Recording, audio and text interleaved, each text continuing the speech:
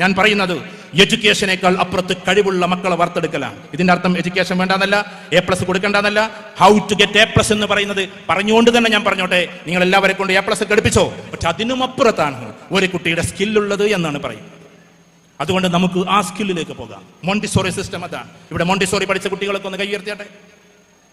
ഏകദേശം എല്ലാവരും മോണ്ടിസോറി തന്നെയാണ്. കുറച്ചാളുകൾ അതിൽ നിന്ന് വിപരീതമുള്ളൂ എന്ന് തോന്നുന്നു.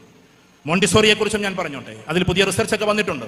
മോണ്ടിസോറി ഒരു പാവം പെണ്ണ് കണ്ടെത്തിയതാണ്. പേര് നിങ്ങൾക്ക് അറിയാലോ അല്ലേ, മരിയാം മോണ്ടിസോറി. അവരുടെ പേരിലാണ് മോണ്ടിസോറി സിസ്റ്റം അറിയപ്പെടുന്നത്. അവർ മരിച്ചിട്ട് തന്നെ ഏകദേശം 60-70 വർഷമായി. ആ സിസ്റ്റം ഇനിയും ഡെവലപ്പ് ചെയ്ത് മുന്നേറും. ഞാനൊരു കാര്യം നിങ്ങളോട് പറയാം.